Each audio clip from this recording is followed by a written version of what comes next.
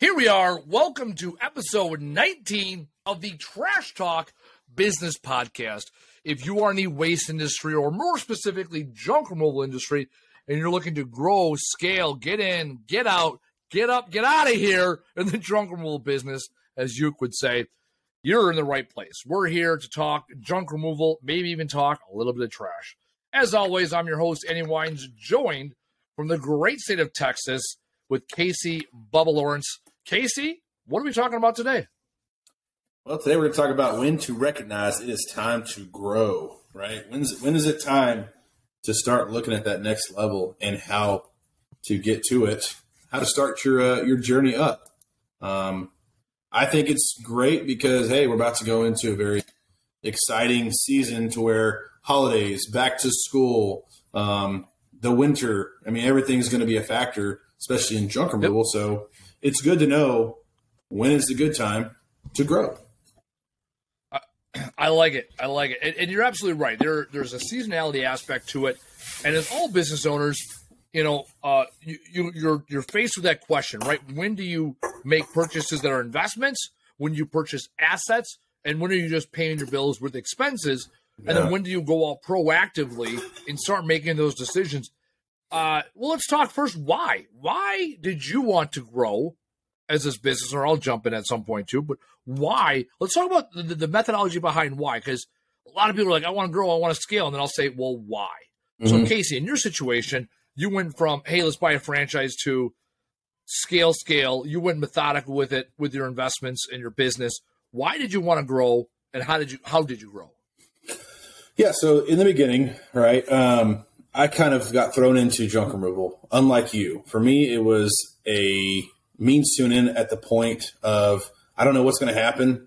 I'm at the end of my rope. Let's try a business together with my mom and I, and it just happened to be junk removal. So whenever we did reach the point of, do we grow? How do we grow? What do we grow? It was because we figured out the concept was real. We have proof of concept. The business was just flowing in, and we couldn't handle it. At the same time, we had to realize, is it a fluke? Why is the business flowing in? Is it going to stay this way? How long will it stay this way? And all that kind of stuff. So that's also, it's also important why you track all that shit as well, by the way. That's a completely different subject. But so when we looked at it, we had to figure out, okay, growing does not always mean hiring more people. Growing does not mean buy another truck, buy another trailer. It doesn't just mean one of those things. It means put everything into perspective. Where is your growth needed? For me, for instance, my growth was needed crews. Well, this kind of is a byproduct, right? A truck is a byproduct of having more people. I needed more crews. In the same aspect, I needed another truck, another trailer. In order to justify that, we had to look past next week. And not necessarily are we booked past next week, but we had to look at what kind of jobs are we getting, how often are we getting them, and how can we make sure we keep this going. And that's kind of when we stopped and said, okay, well, when we got from 1 to 2 trucks, it was just me and a truck and a trailer in the beginning. And then my brother came on about 3 months. And when we figured out we needed a second truck was when we started realizing some of the jobs we were doing, we didn't necessarily need to tie up 100% of the people we had. But at the same time, we only had a truck and trailer. So even if we were to hire 2 more people, they couldn't really do much more than what we were doing. So we looked at, okay, well, let's get a second truck. What does that look like? How does it open up the business aspect? So we started looking for another truck. But let's take a bit. Why did you want to grow? Let's go back there because the why. I want to understand that. Yeah, the why.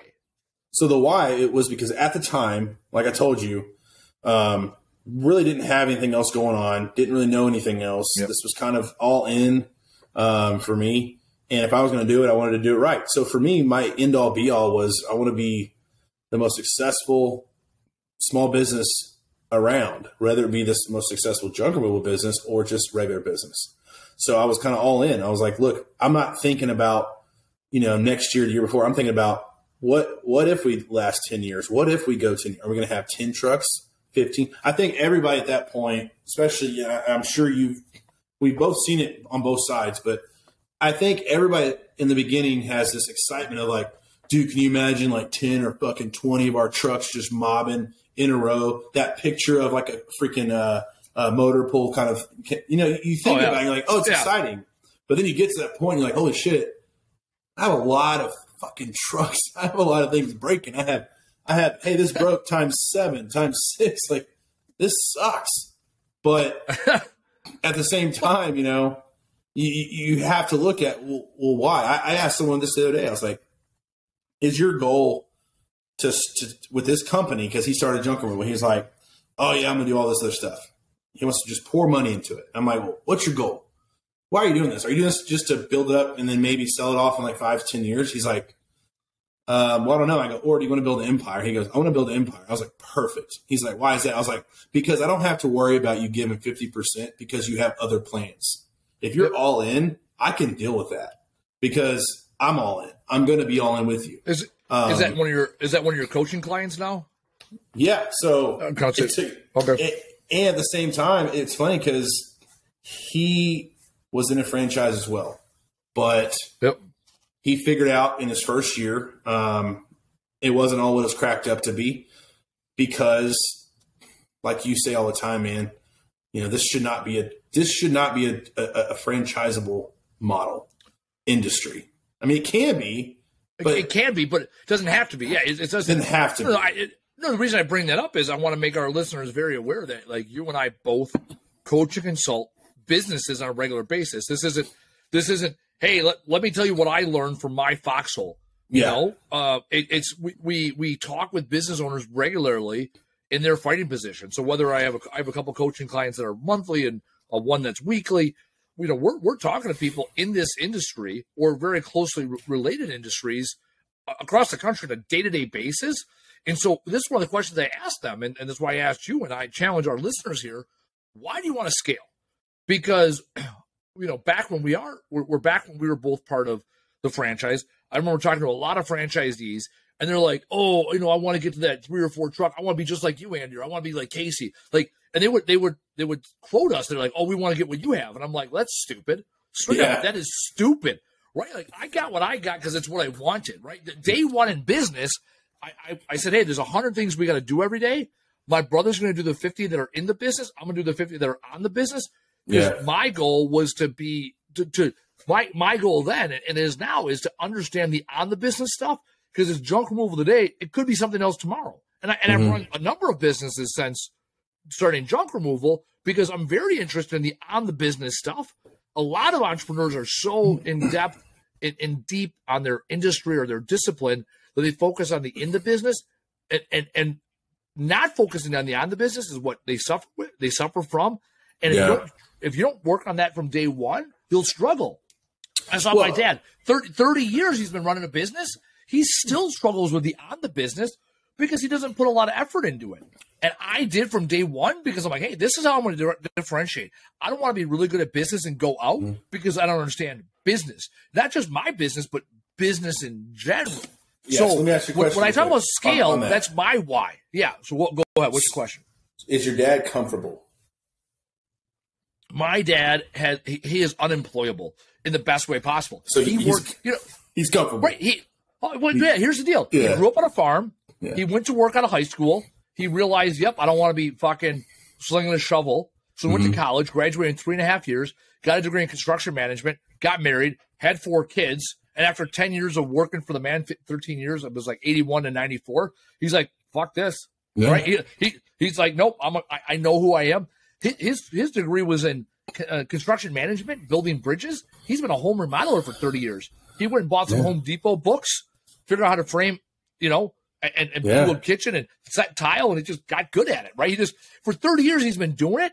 He is comfortable because he hasn't had a boss in 30 years, right? Yeah. And he's smart enough to go find work. But at 66 years old, he's got 9 more years of work in him. He's going to work till he's 75 because he didn't want to scale. And he had business partners that wanted to scale, but he's like, He goes, what the hell? What, are we supposed to get a bunch of crews and employees and stress? And then he goes, and then what the hell am I supposed to do, right?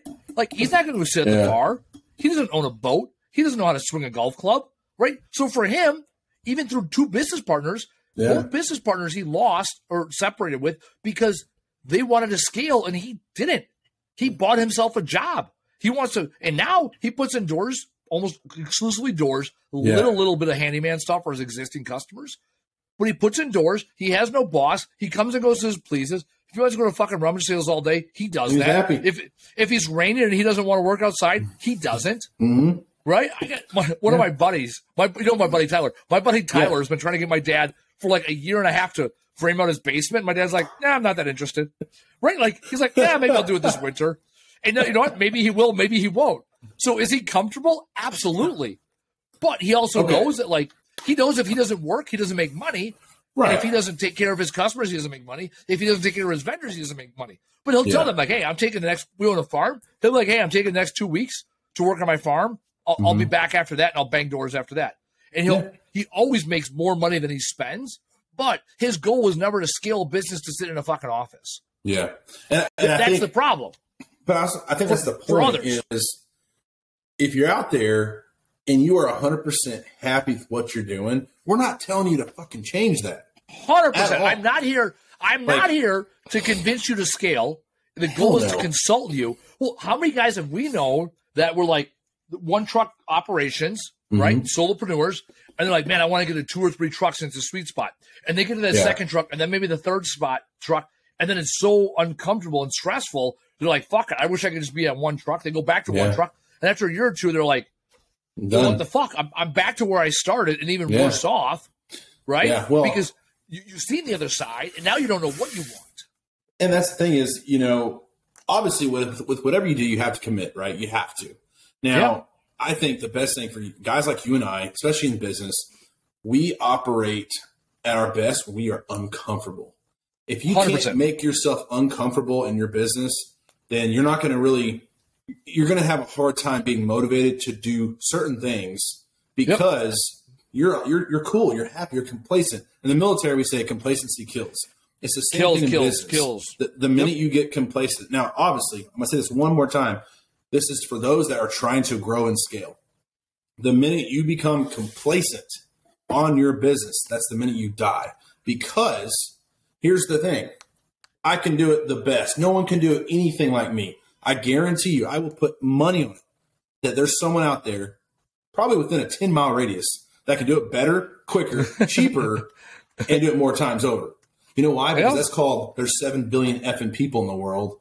And if you really want to get technical, there is someone out there better than you. But doesn't necessarily mean there's someone that's going to be like you, driven like you, to do the business like you're going to do. Now, Andy, on the other hand, he right now is still slinging out trucks. How many trucks you have? 8, 9? 11 with my sales. So we got 9. We got sales vehicle, general manager vehicle. Work trucks, not admin trucks or your little smart car you drive around. 9 trucks. We're putting 6 or 7 on the road every day. Okay, so with these, I have 0. When like I tell people this because you and I did things completely different to achieve the same goal. We wanted to achieve success in what we were doing, but for me, when I got out of physically doing junk removal. It's funny. We went to start off with 1 truck. At one point, we had 6 trucks, 7 trailers, a skid steer, an acre yard, 3 warehouses. We were just killing it. We were most profitable at 4 trucks, right? And not 6 or 7. And people are like, well, what are you talking about? What about all that business? Well, we did it, but we found that with our area, with the amount of time we've been doing business in, right, the amount of customers, we did all the math. The math added up to, you're making money. You're not making profit right now. But if you scale you scale your growth down just a little bit and back it up to about 4 trucks, and you can keep 4 crews rolling, now you're actually seeing those profits. Now, we sold in under 6 years. I truly believe to this day that we were not done growing at all. No. And I tell people this all the time. I can't tell you what my year 10 looked like because I never reached it. But I will tell you this.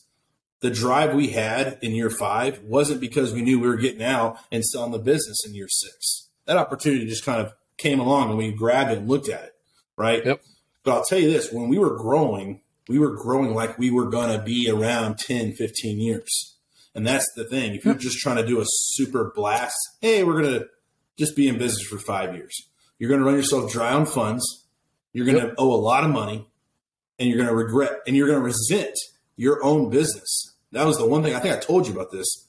I wanted to get out before I reached that point of resentment.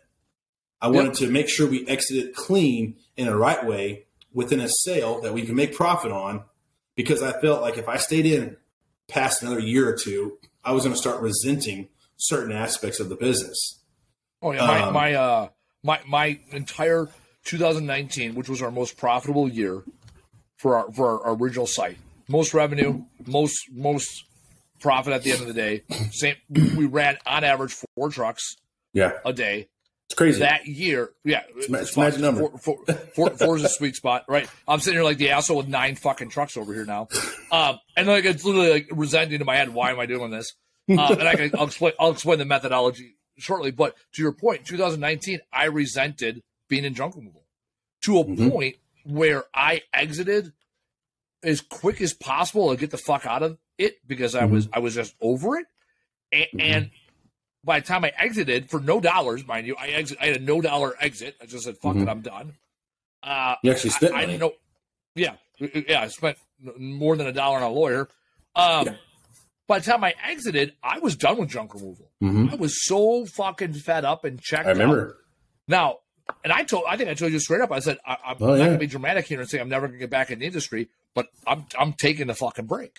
Yeah. And a year, I stayed the fuck away from it. And then the next year, people started calling me, and I was like, I'm not getting myself fucking hemmed up. But B, I wasn't ready to jump back in. Now, the second half of the second year, I'm like, okay, now I got the itch again to get back into it. But I had to start from zero. Now, I had 6 years of knowledge under my belt, but I had to start back from zero of rescaling. And then even to your point, right now, I'm not running at my most efficient. We're running the summer. We're running hard. We're running heavy. Revenues are through the roof. Profit is not matching the revenues. I know that. I'm putting the meat and the fat and the skin back on the fucking bone, and then I'm going to trim, right? Because we're talking two things here. I firmly believe, for me at least, what's worked is I scale beyond my comfort level so that I can say, okay, now that I've done all the things that I thought were possible, what is really probable that repeatable in the future? Like I was talking. Well, you got to reach out. You have to see how far something is. Right, you have to go high. Yeah, like we got rid of moving without knowing. Yeah, you have to. Okay, cool. But we got rid of moving. But we took on. We talked last episode. I took on a bunch of labor services with a big Fortune 100 company, and right now it's good because the money's good. The terms aren't great, and it's not as profitable as junk removal, but it's a lot more stable. I'm going to do it for at least 18 months, 2 years, to say, okay, now looking back at it, do I want to continue doing this in the future? Not 3 months, 6 months. I had another contract that was 60 days. I knew within 2 weeks of that 60-day contract, we were done after 60 days. Yeah. But I ran the course. Again, that was with another Fortune 500 company where they hired us. Big companies aren't always the best to work with. So I have a great relationship with one big company, and I had a non-relationship with the other, and it wasn't bad. It wasn't a good fit. So, we had the same experience with the other big job we did together. Like we knew, we talked about it. We knew that, hey, you know what? We're learning how to do this the most efficient way, knowing we're probably never going to do this again after this is over. Oh, and for me, it's the complete opposite. In a heartbeat, I would hop on a fucking plane and go bang jobs all over the country. Right? I'm going to do that again. It's just not my focus right now. Yeah, but we also knew we knew the purpose behind what we were doing for this company, and we're kind of seeing it like, the why was, correct, the why was, worst case, we get a really expensive lesson learned. Best case, we make money and also learn what we're capable of. And you and I never worked together. Half of it was like, hey, can you and I be business partners? Let's give that hell. But to the point of scale, you got to be at a place in your business where you have some level of confidence that the business that you've built has a solid foundation that doesn't 100% rely on you. Contingency That's plans. the key. You have to have right? them. You have to have some employees, or like in your case, you had your brother, your mom, and your stepdad, and you had a truck. Well, now you can buy a second truck. The challenge is I see a lot of these guys where they want to scale, but the biggest reason they can't scale is them. They don't have people. They are the problem. They don't trust other people. So busy. Well, they don't develop process. The business is them. Like we were talking about Griffin. Griffin up in the Twin Cities. He was really smart. He's like, hey, I want to scale, but I don't know if it's yet this year. Like, wow, that's perfect. Smart. Don't chase the shiny object. Yeah. So I got one of my clients I consult with now. Right? They want to scale. They want to add a dump trailer onto their repertoire. Right? All right. So the dump trailer they're looking at, let's say it's $12,000 shipped. Right? They're right around 10.5 with shipping and delivery. It could be about 12,000. Whatever. Right? 12,000. Okay. So they have about 10 in the bank, 10,000 in the bank. They've had a good couple, 1 month, 2 months, whatever. And they're stable, right? So they're doing good. What's that? I said finance it. Okay, so that was my answer. 100%. Right? Finance it. Yes. Okay, so here's the deal. This is what I told them. I said finance it, put a down payment down, get 10 in the bank, use some of it as a down payment. They said we don't want debt. We're not comfortable with debt yet because we don't want that hanging over our heads. Because they don't know how to use debt. That's fine. I agree. Again, I'm not going to convince them to use debt. I'm not a bank. But this is what they said. They said, okay, we're going to take the 10,000 we have in our bank. We're going to put 6,000 aside. And when we make another 6,000, we're going to put another 6,000 aside. And then we're going to have our 12,000. Okay, that's fine. But this is what I told them. I said, don't do that. It's fine that you don't want to get debt. Okay, that's right. Everyone has different feelings about debt. They don't want that hanging over. It's a risk aversion, right? But I told them the opportunity cost was greater. I'd get the debt, whatever. So, but this is what I told them. I said, instead, take the 10,000, break it into thirds. For simple hillbilly math, keep 1/3 of your business as operating cash because their burn rate is about 3,000 a month. So you got 30 days of money, right? Take 3,000 and put it into savings. This is trailer owner savings. And then take another 3,000 and look at it as, okay, this is money that is we can use this money. We can invest this money into our business. We can invest this money outside of our business, or we can purchase other assets. But leave that $3,000 there. Now, in 30 days, if you don't touch that $3,000, you still have it. Plus, you have the profits from the last month. So let's say they make another $6,000 in profit this month. Now they have 12. Now do the same thing. 1/3 stays in operating expense. 1/3 is short-term investments for assets or networking, events, marketing, right? And 1/3 you put aside for the truck. Now you've put $7,000 aside for the truck, right? You do that again in another month, right? And now you have more money put aside because you didn't spend it. Now you had 15,000 you break down into thirds. Now you put 5,000. Well, now you've saved up the $12,000 because what you don't want to do is take $10,000, take $6,000 out, put in your account, then have to go over there and draw from it because you put it in savings, but you start pulling from it. It's a mind fuck. You want to be able to put the money aside for scale where it's there and you've been intentional. When you scale, it has to be intentional. It cannot be, we're reacting to the market. Because then what happens is you react, and all of a sudden you look around and you're like, hey, this is what we signed up for. Why are we doing all these things? And I've done it. Well, because I think, especially in the beginning, you're so afraid of spending money because you think, oh, man, I need to grow, but can I afford to grow? That's the other question. When's the right time to grow? When you can afford it. Because I'm going to tell you right now, what that means is if you yourself as the owner take a week off and your business tanks, you can't afford to grow. You can't afford it. No. Nope. That means because that literally means you break your foot, you get sick, your wife has a baby, whatever, your husband has a baby. It doesn't matter. If you can't go a week without yourself in the truck working in the business, then that means you can't afford to grow. On the same aspect of it, you remember when I did a lot of that? I did a lot of jobs for Amazon. Yeah. Okay, I was doing, and they were very profitable jobs. Like it was almost stupid. And it's because Amazon also in the same year, I happened to realize this the year before actually, Amazon also, I think they hit like $1 trillion and they paid nothing in taxes pretty much. And it was a huge story. Everybody's like, what the fuck? That doesn't make any sense. Well, it does because here's why. And it trickled down to even help us. They retrofitted and upgraded every single one of their warehouses all around the world. They're like, hey, look at all this money we have. And if we don't use it in a certain way, we're going to pay a shitload of taxes on it. Or we can make our own business more efficient, more mainstream. We can hire more people. We can grow. So they did that. And guess what happened? Not only did they save on taxes, but they also blew up. The number one freaking business in the world. Now, I'm not saying your junk room company is going to do that, but when you're growing, you have to think in terms of next year, the next 5 years.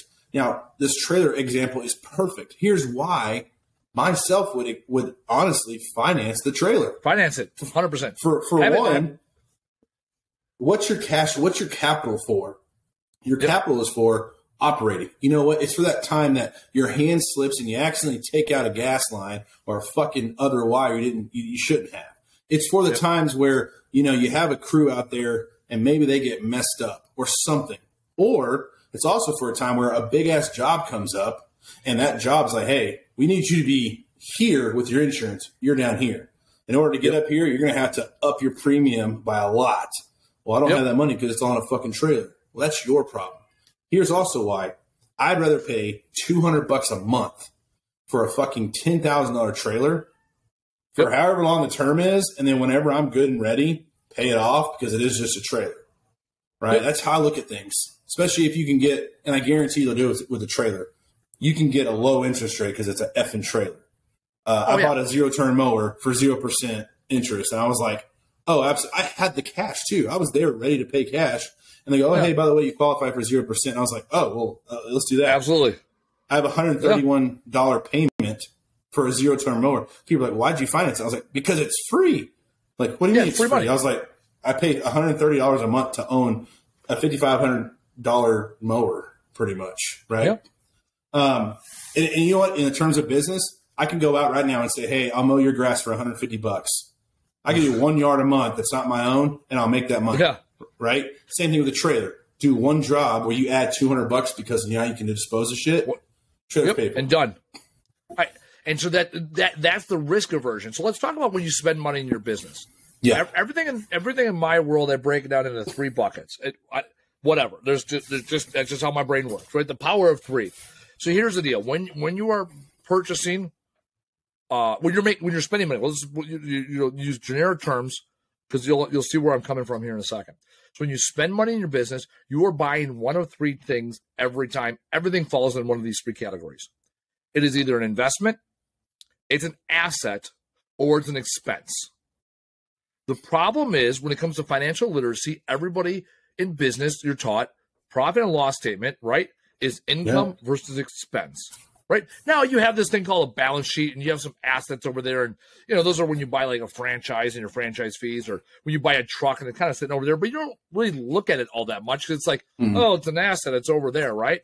But there are other things within your business that are assets. So here's the breakdown of these 3 things, so you understand it, and how you can start thinking to yourself, how do I spend more money on investments and assets and less on expenses? So here we go. Yeah. An asset, that's the simplest one. You're buying something that is tangible that will allow you to do one of 2 things.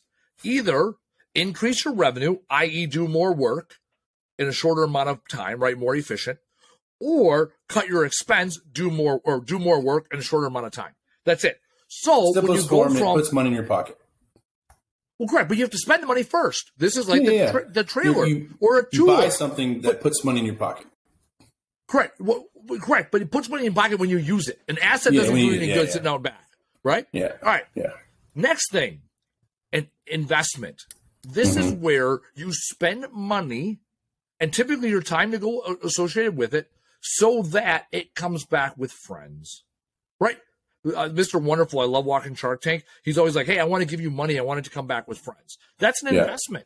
So that is, hey, I sponsored a hole at a golf outing. I'm sponsoring one tomorrow. I will stand there for 8 hours. I will tell the same joke 47 times, right? And my expectation is that people will remember me. They'll tell their friends, families, neighbors, relatives, coworkers, vendors, whomever about me, and then my phone will ring.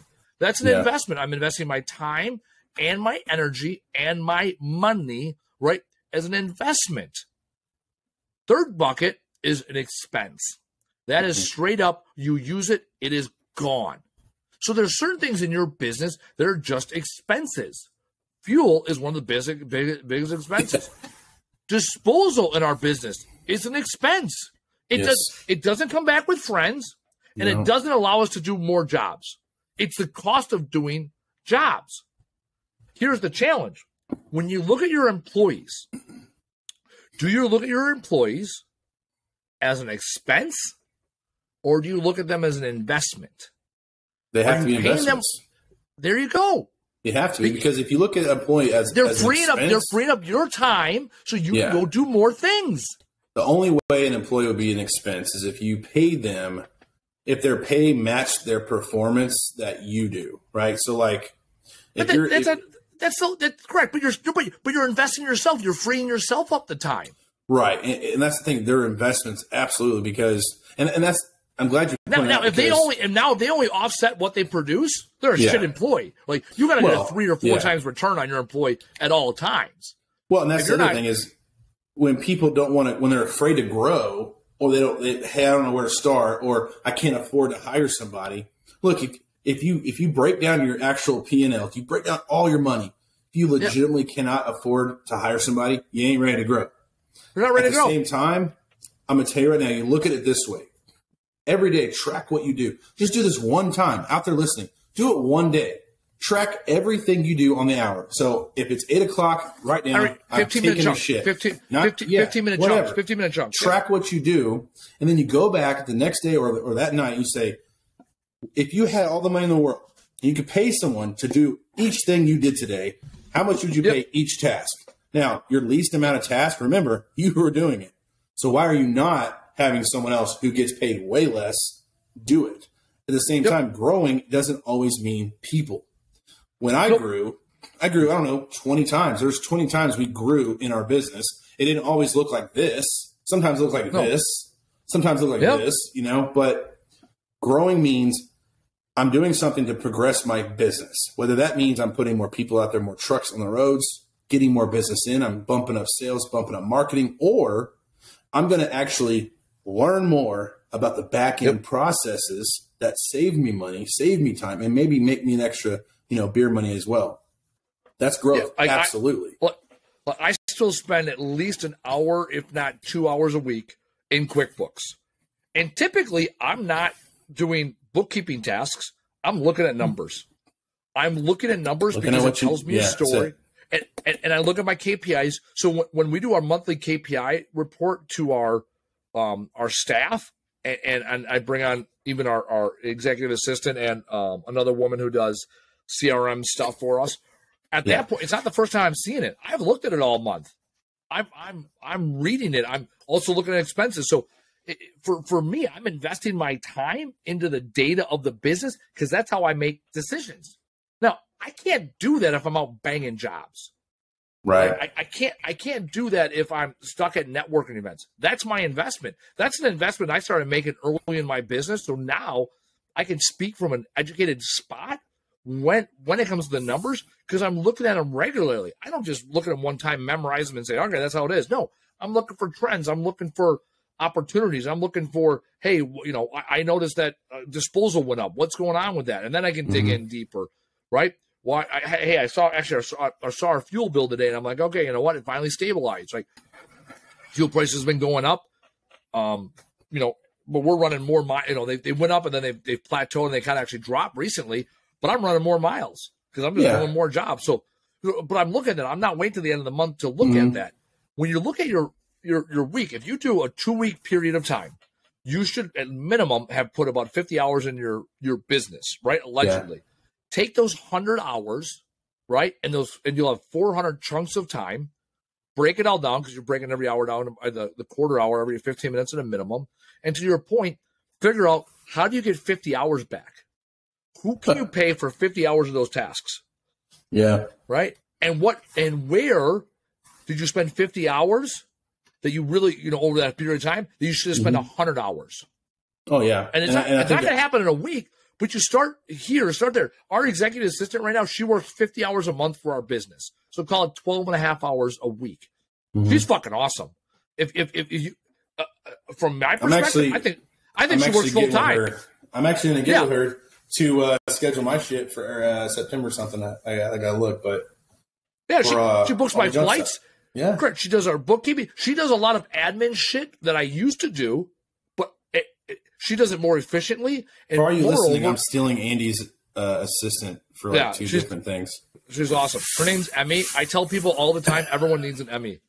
For real. My girlfriend and I were booking flights. She's traveling for work in Charlotte, and then I'm gonna meet her on the second half of her trip and hang out in Charlotte for a few days. And I'm like in these email threads, and finally I'm just like, "Hey, Emmy, talk to Carolyn." And then Carolyn and Emmy are going back and forth. And then Carolyn's like, "Dude, Emmy, you're awesome." And I was like, "Everyone needs an Emmy." And then Emmy's like, "Shit, I need an Emmy." And I was like, exactly. Like, but everyone needs someone, right? Especially your business owner, where you can just say, just deal with this shit. Whatever the shit is that you don't want to do. I had an old. Well, it can even be a spouse, a sister, something that way it gives you. Just take something off your plate. Yeah, exactly. And it's one less thing. That's growth. That is called that right there. Look at our podcast here. Look at our podcast here. I told you straight up. I was like, hey man, when we start this thing, you got to promote it. I'm not going to do it. Historically, I haven't done it. I'm not going to promise you. Taylor on the other side of the camera here, he's fucking awesome. I got Marco and Fabio, the guys that do my social media. They're posting shit. You're posting shit. My ass is not posting things on social media. I don't do it. Now, once we engage in a conversation, 100% me. But I'm not going to do those things when somebody else will. And as long as you have that conversation, you're good. Delegating is a beautiful thing. You got to know. It also goes back to our strengths. Your strengths are. You saw when I was in junk removal, I did way more on Facebook than you did. Oh my God, you were fucking annoying. I know. I was like, why is Casey in his truck eating a burrito? Oh yeah, 100% it worked. I watched it.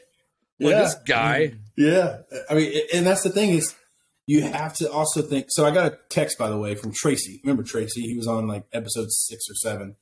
Oh yeah, the guy down in where was he? Missouri, I think, or Kentucky. No, he was one of those places. He was down, someone down outside Lexington, so Kentucky. No, it was Lexington. I thought it was like Lexington, South Carolina.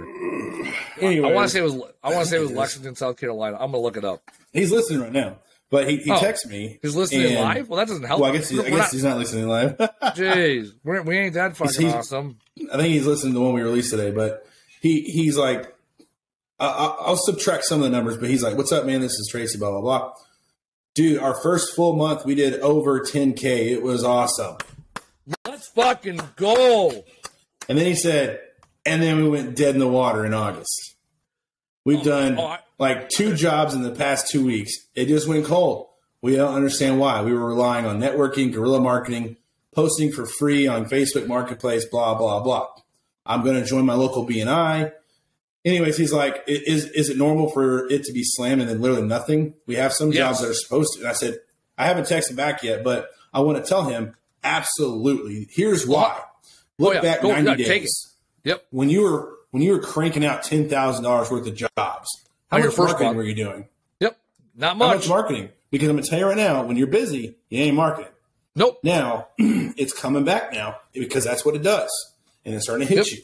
So, yeah, obviously right now you're going to have to get out there and market. And you'll see that come to fruition. Correct. You're doing you're doing that cyclical shit. And in your first month, you get all the fucking low-hanging fruit. And then you're like, oh, this is great. Hell, actually, I can tell you. So I did a consulting call last week. Someone was asking, hey, what's the junk roll been in the last 90 days? Historically, this is up north by us. Historically, we get hit. 4th of July week is a lighter week. And it just, our phones don't start picking up again until like the last week of July. So we have like a 3-week slow period in July every year. This year, it went into last week. So we were slow until the first week of August. So that's like, we're normally used to 2 or 3 slow weeks. We had 5 slow weeks. And even our GM, he's like, is this normal? I'm like, this is normal, but I don't remember it lasting this long. But to the point of tracking data, I went back to look to see how the company did last year when I wasn't running it. Turns out they were slow the first week of August. So I had to reset my expectation. Now this week, it's Monday. We're already booked up for the entire week. And I'm like, fuck, we need more employees. That's I'm doing this. Right, I don't like being booked up immediately at the beginning of the week because now hold on. I will say we are booked up for what I consider booked up. I still have room on Wednesday, Thursday, Friday, but I'm at 80%. I'm at 80% capacity on the week. which on a Monday, I'm happy. Don't get me wrong. Like, people are like, why are you bitching? Because I want to be able to say yes on Wednesday afternoon to a Thursday job. That's why. Because I'm going to get that phone call. I like being, hey, you know what? It's 2:00 right now. And you know what? Yeah, we can actually do it in an hour. You know why? I hate saying no to people. Those people leave reviews, especially when you get them out of a bind. But just to touch back on the growth, I want everybody to understand. I'm still looking for Tracy on LinkedIn. Oh, there he is. Episode 9. Lexington. No, I was right. Lexington, South Carolina. South Carolina. Tracy, there he is. Clutterless junk removal and demo. Actually, my guy Taylor just came in here. I looked it up. Taylor, don't see. You know what? We're not to Joe Rogan yet, but I got a computer and I got a Taylor. That's because and an Emmy. Because Joe Rogan don't have an Emmy. Yeah, everyone. Joe Rogan got no Emmy. But here's the deal: when I used to do podcasts in the old room, I always had a different computer. I never had my computer, and I felt useless because things just weren't where I wanted them to be. Hold on, you know what? Here, hold on. I'm gonna scrub his LinkedIn right now in the real world. Mm-hmm. And he posted 2 weeks ago. He posted 3 weeks ago. He posted a month ago. So it's like, all right, guy, you're right. You want to know why you had? And I'm telling this to you straight up. LinkedIn is used differently. Well, that's another. No, I got that. But if he's not posting regularly on LinkedIn, I'll check his Facebook. Right? If you're not posting regularly on Facebook or on LinkedIn, it means you're busy in your business. And when you are busy, I hate the term busy, but when you are working in your business, know what you're not doing? Working on your business. That's the challenge, right? So now I'm going to look at his Facebook. Same thing. He did not post himself personally. He posted July 2nd and August 1st and then August 2nd. Yeah. So it's like, well, that's why. You're going to see in August because if that's a bad month, you know, because that's desperate mode. You get into desperate mode, now you start going out there like boom, boom, boom, market. But by that time, it's too late. And this is not a knock on Tracy. We all do this. Everybody did it. We've all done it. Hell, this week I have to be. Yeah, this week I have to be conscious about going to my networking events. Like I got a golf outing. If I didn't have a schedule, I'd be like, oh man, I need employees this week. In the last 6 weeks, I've been, man, I need jobs. Now I'm like, shit, I need employees. But on my job, this is where I need discipline. Our GM, he's in charge of getting employees. It's my job to make the phone ring.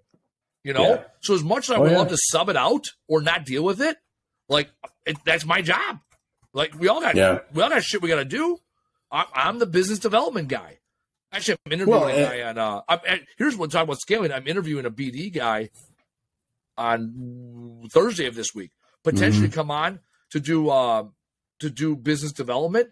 Going into next year, talk about scaling. My goal is to scale more commercial business, and the only way I can do that is by increasing awareness of what we do. And for me, the best way of doing that, from my perspective, is bringing on a potentially business development guy.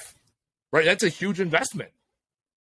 Yeah. So that's the other thing is, you know, you can also, you know, what I would say to the guys that are in their first few months, I want you to look at growing as a goal. I don't want you to worry about it right now, even if you get super slammed, because what's going to happen is it's going to be cyclical, and you're going to find yourself hiring too many people, and all of a sudden you're like, look, I don't have work now. Or hiring, and now you got to keep the engines fueled, but now you're just. The fuel's coming in this end and it's burning this end, and there's nothing afterwards. There's no more fuel coming. What's that? Or there's just no more fuel coming in. Or there's no fuel. Well, how many guys have we known that scaled too fast they're hiring, and all of a sudden they had this big team, but they weren't scaling correctly. They weren't investing. They weren't buying equipment. They weren't investing in their guys. They were just throwing bodies at it. And then all of a sudden now they got these trucks and trailers and obligations, and there's no more money. You gotta have a plan. It's better to deviate from a plan. Money does not fix your problems. Dude, money's a bad thing at anything. It's better to be hungry and figure out how to eat. Seriously, I did it. I had a venture capitalist. Money wasn't the problem. It was scaling efficiently. Well, it was using the money poorly. Oh, we just pissed. All we did is piss it away. Oh, yeah. Hey, there's a fire. Throw money at it. Well, it's going to burn up. It doesn't matter. Okay. Their philosophy was enough money will cover and smother that fire. That is correct. Seriously. Right. Like keep spending money until you don't have any. Yeah. Well, then the don't have any showed up one day. I was long gone by the time we don't have any more money. I remember it well. Yeah, I'd been gone for over a year at that point. Because I'm like, hey, I don't see a bright future. I mean, unless it's a dumpster fire of money, right? Yeah. And throwing money at it wasn't the solution. And there's a lot of reasons behind that. But yeah, with scaling, this is not spend more money. Let's make that very clear. This is invest.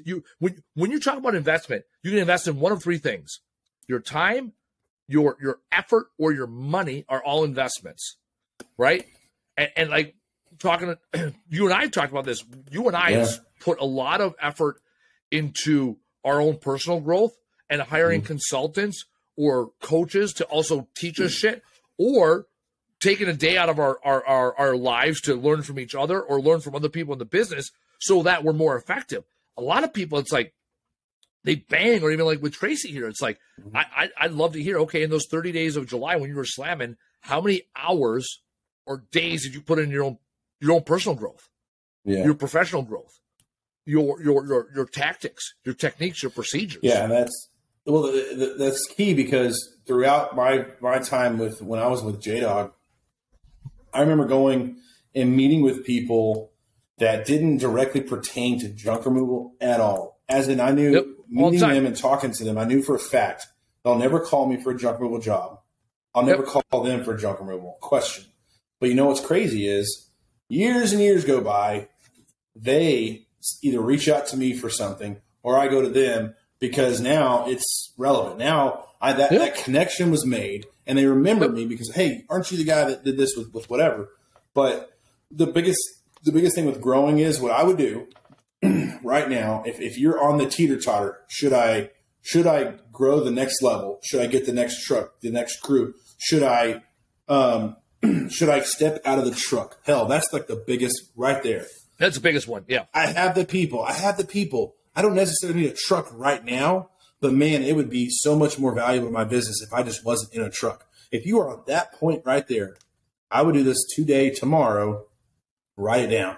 Write everything down. For 2 weeks. Tomorrow morning. 2 week shot group. Every 15 minutes, what you're doing. Yes. And just track it. Because here's what's going to happen by week 2. You're going to already start modifying your behavior.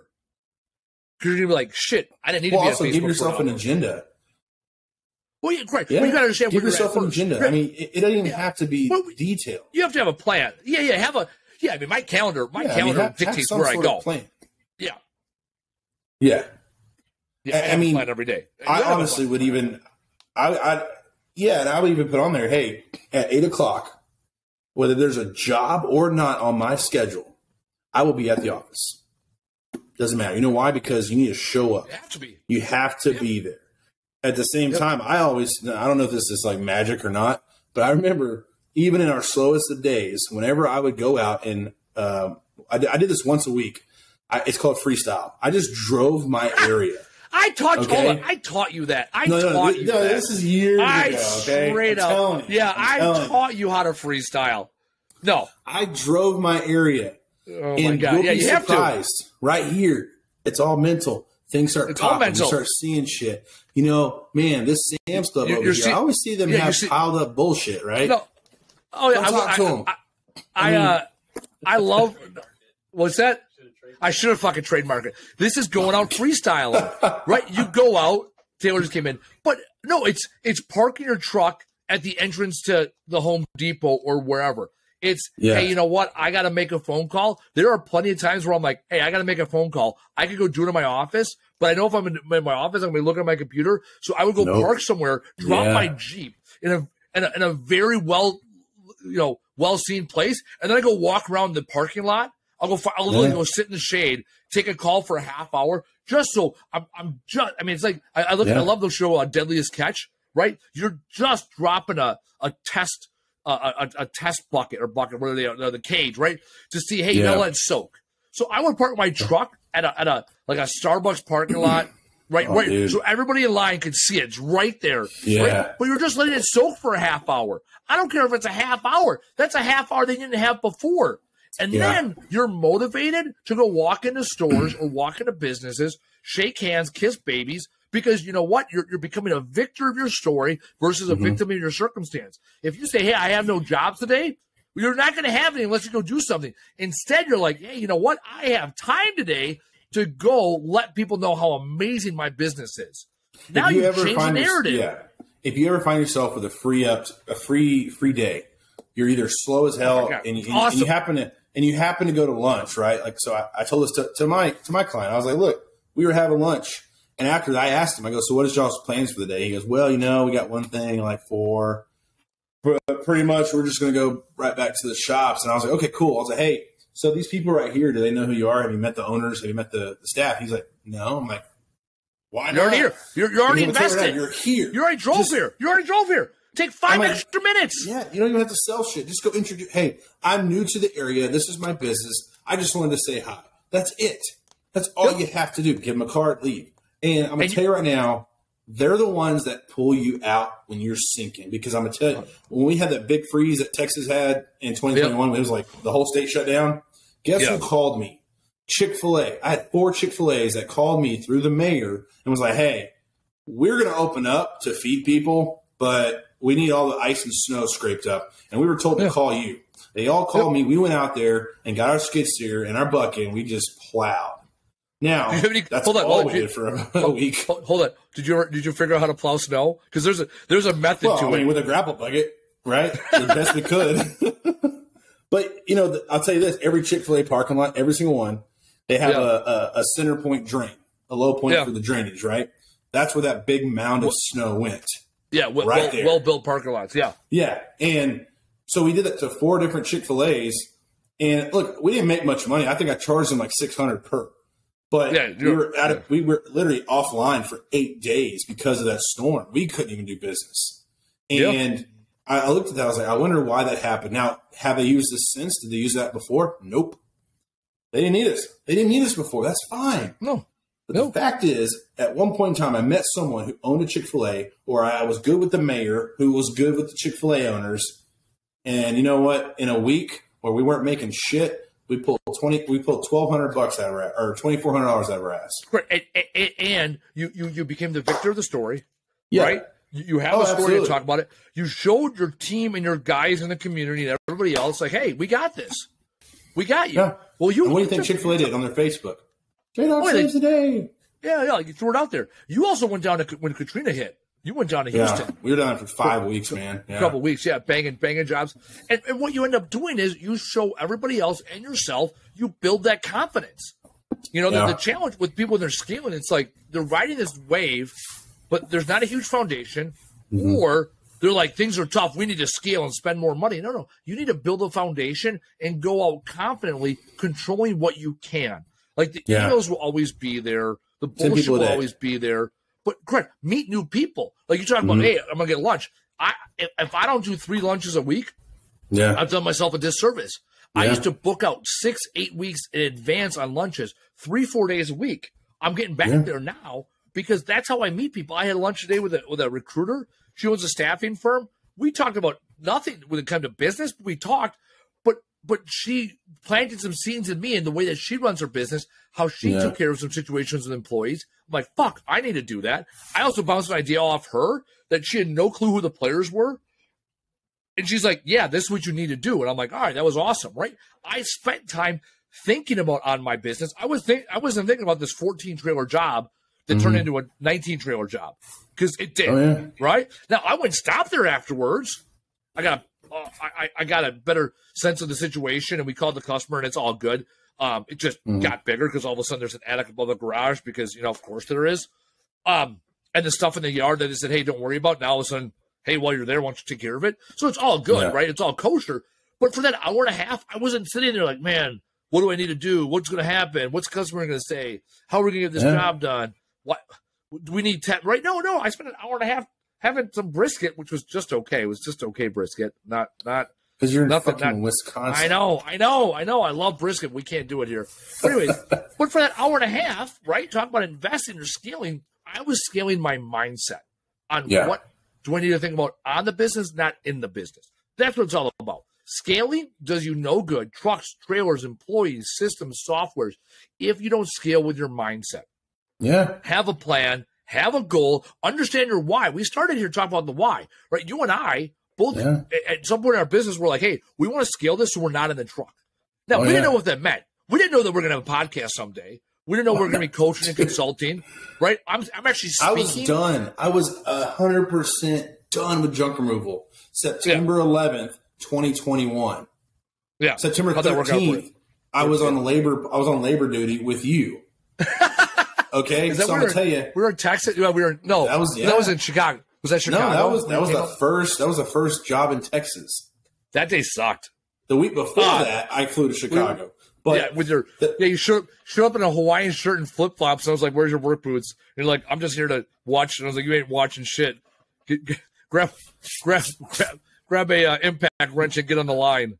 But I tell you, I was done with junk removal, and then honestly, for me, what clicked was a lot of people ask me my advice. I love helping other people grow. I know a lot about the business, so why not share it? I want to say one thing before we get off here. Yeah. In my first year, the latest part of the first year in business, we were going to the transfer station a lot, and I remember one day, I don't know what happened, but I went on that call. I went to on that job or whatever, and I took this load to that transfer station, and I met the owner, or not the owner, he was a manager of the transfer station. He's this great, awesome dude. His name was Ronnie. We started talking, and I was like, dude, just to let you know, I mean, these prices, I mean, they suck. And he's just like, yeah. He goes, they do suck. He goes, well, sometimes you can get away with certain things, blah, blah, blah. And I'm like, I looked at him like, okay. The next time I went there, I brought him a case of beer. Oh, yeah. That's it. You know what he did? He didn't charge me at all for that load. All right. 3 months later, we're at the same transfer station. I'm like, hey, Ronnie, we're talking bullshitting. And I'm like, dude, I'll tell you this, man. Like, I'm really hurting for guys right now. Like, we have the business, we have the trucks. It's just, I need more people. Well, my son just quit his job, and he's been working this track hoe for a while, blah, blah, blah. That guy, Shane, the most country bumpkin you'd ever meet, but he was my number two, like my second best guy in the entire company. Yeah. He was. All because I gave a case of beer to Ronnie because I was trying to incentivize helping me out on the you try to butter up that bread, but you also right? You're also honest and transparent. But then you were honest and transparent with him. Yes, right? And you don't get that shit by sitting in your fucking office watching Facebook. Commenting on LinkedIn. People. You got to get out there. People where they're already going to be at where you're going. Okay, even on your slow days, you got to eat. Where are you going to go? I'm going to go to McDonald's. Then meet someone there or on their way. Well, right? Don't go to McDonald's. Stop at a mom and pop family restaurant. Sit down. Let people see you. Spend some money. And be involved in the commerce of your community. There's your fucking tagline. Actually, I had a good tagline earlier when we were talking. I can't remember what it was now. But what this episode? Shit. It's gonna drive me nuts. I'll probably think about it later. It had to do with scale. It was a funny line. You have time to change it. You have time to put it on there because this won't post until next week. Taylor comes up with it. All right. Well, here's where we're at. We're at episode 19. This has been fun. Episode 20 next week. I'm going to tease episode 20 for like the first time ever in the Trash Talk Business Podcast. We have a plan next week. So a gentleman reached out to us. I know, not our doings. So a gentleman reached out to me over the weekend. Here's what's interesting. Over the weekend, I talked to Casey about this briefly. I'm like, hey, man, we're going to run out of topics. And that's true. We are going to run out of topics when it comes to trash talk because we can only sit here and talk so much. However, I want to continue doing this, and we absolutely will. Now, we're going to continue doing this so long as people reach out to us and say, hey, this is interesting. We want to hear from you guys. And so I'm having this moment of doubt. And then all of a sudden this guy hits me up and he's like, hey, I've been watching. His name's Christopher Lawrence, not related to Casey at all. Hits me up. No relations. Sends me this long-ass email, basically like a resume. And he's like, hey, I want to be in your podcast. I got some questions for you. And I'm like, all right, man, cool. Be on our podcast next week. So we're going to talk to this guy, Christopher Lawrence. He is new, not even in the industry yet. He wants to possibly get in the industry. And this is what this is all about. Casey and I don't have a plan when we go into this. We're like, hey, it's Monday, 5 p.m. Hit the button. Let's talk. That's it. So here's my challenge to everybody out there. Chris, right, is choosing to be a contributor to this world, right? There are creators, there are contributors, and there are consumers. if you are sitting back watching this podcast, you're consuming this content, awesome, love you. But if you want to step up, you want to be a contributor to this podcast, we want to have you on here. Yeah, Casey absolutely. and I have created this opportunity for us and other people to talk trash. We've had some great listenership. We're getting up over 100 downloads an episode, which I think is awesome. Right? I don't know shit about podcasting yet, but right now we love doing what we're doing. We love coaching and consulting. We both have coaching and consulting businesses. If you want to know about that, hit us up on LinkedIn, Facebook, or email us. We don't give a shit, right? But moreover, what's interesting is having people on the podcast. So here's what I throw out there. A, if you want to be on the podcast, hit us up. B, if you want to know about something, ask us some questions, and we will answer them on an upcoming episode.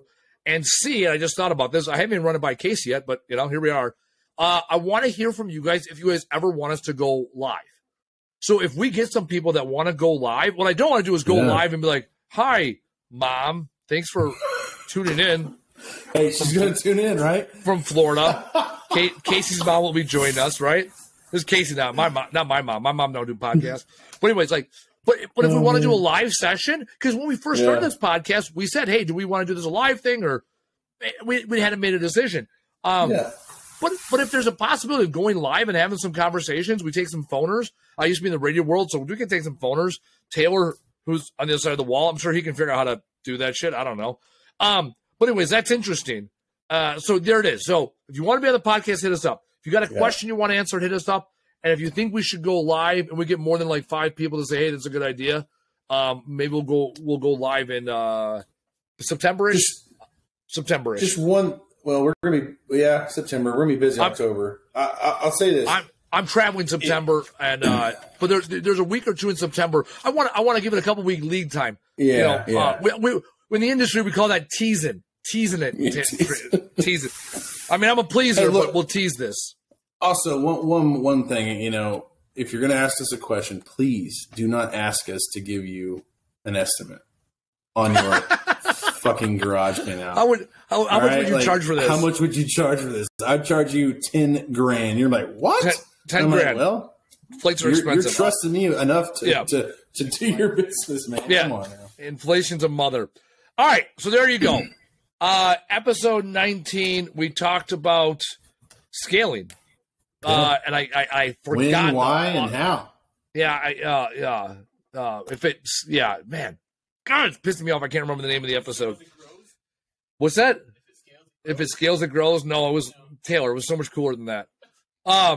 Taylor, hold on. Just for because we're never going to land this plane. But while we're circling, Taylor, our podcast guy, was featured in one of the first books ever written about podcasting. Yeah. That is a ultimate feather in the cap. When there was like 7 people podcasting, he was friends with them. He knew those guys. What was the name of the book, Taylor? Podcasting for Profit. Check it out on Amazon. Snap. We are plugging shit today. We've made it 19 episodes. We have earned the right to plug shit. Oh, man. Podcast for Profit. I have not read it. I just hired the guy. There you go. I delegated the shit out of this. This has been another amazing episode of the Trash Talk Business Podcast. On behalf of Casey Bubba Lawrence, I'm Andy Weins. Thank you for coming out. We'll see you next